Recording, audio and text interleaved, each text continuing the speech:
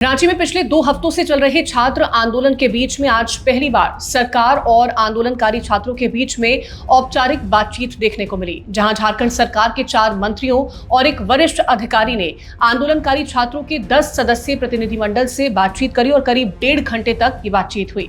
बैठक के बाद छात्रों का कहना था कि बातचीत पूरी तरीके से सकारात्मक रही है, लेकिन साथ ही ये भी स्पष्ट कर दिया है कि उनका जो आंदोलन है वो फिलहाल इसी तरीके से जारी रहेगा। उनका ये भी कहना था कि सरकार के साथ जो संवाद है वो चल रहा है, सड़क पर जो संघर्ष है वो भी इसी तरह से चलेगा।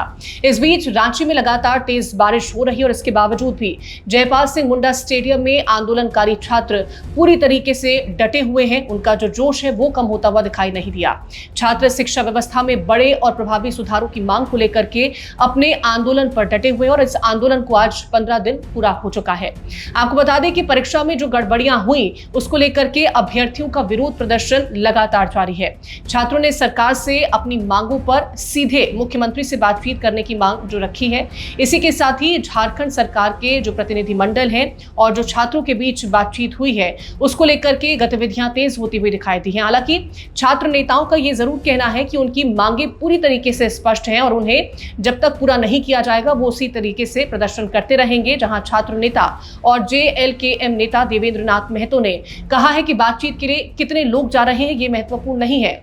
कहा कि सभी छात्रों की मांगे एक जैसी हैं और सरकार को इन मांगों को पूरा करना ही होगा और इसीलिए वो आंदोलन कर रहे हैं। मुख्यमंत्री से सीधे बातचीत की मांग भी की गई, जहां प्रदर्शनकारी छात्र प्रेम ने कहा कि छात्र किसी गुट में बटे नहीं हैं। उन्होंने ये भी स्पष्ट किया कि आंदोलन की जो शुरुआत है वो 25 जुलाई को देवेंद्र नाथ महतो के नेतृत्व में बापू वाटिका से हुई थी और छात्रों को जानकारी ये मिल रही है कि मुख्यमंत्री के बजाय उनके जो मंत्री हैं वो बातचीत करने के लिए तैयार हैं। उन्होंने मुख्यमंत्री से खुद छात्रों के साथ बातचीत करने की अपील की है ताकि मुख्यमंत्री से सीधा संवाद हो सके, उनसे बातचीत हो सके। छात्रों की मांग है कि बातचीत बंद कमरे में नहीं होनी चाहिए, यानी कि खुले मैदान में हो और मीडिया के सामने ये बातचीत होनी चाहिए ताकि पूरी तरीके से इसकी वीडियो रिकॉर्डिंग जो है वो भी हो सके।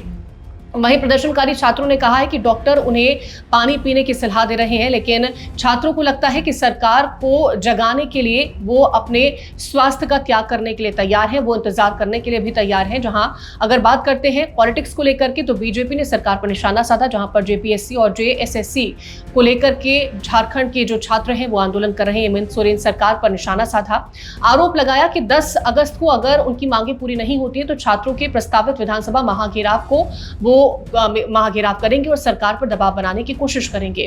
वहीं छात्रों ने अपनी मांगे पहले से ही स्पष्ट कर दी हैं। उनके मुताबिक छात्रों की प्रमुख मांगों में परीक्षा रद्द करना, मामले की CBI जांच कराना और TDPL के जरिए कराई गई सभी परीक्षाओं को रद्द करना शामिल है। उन्होंने ये भी आरोप लगाया है कि अगर मंत्रियों की जो समिति चाहती है तो मुख्यमंत्री से फोन पर बात कर सहमति जो है वो ले सकती है, लेकिन बातचीत को अगले दौर के लिए टाल दिया गया है। वहीं बीजेपी प्रवक्ता ने इसे 10 अगस्त के लिए विधानसभा घेराव को टालने की कोशिश करार दिया है। अगर बात करते हैं 10 अगस्त के महाघेराव पर तो सबकी निगाहें इस पर टिकी हुई हैं, जहां पर JPSC और JSSC CGL को लेकर के आंदोलन 10 अगस्त को प्रस्तावित है और महाघेराव को लेकर के अब राजनीति और भी तेज होती हुई नजर आ रही है। अब देखना होगा कि जो बातचीत होती है सरकार के बीच में और आंदोलनकारी छात्रों के बीच में, क्या सरकार उन मांगों को मानती है या फिर छात्रों का जो आंदोलन है वो इसी तरीके से जारी रहेगा।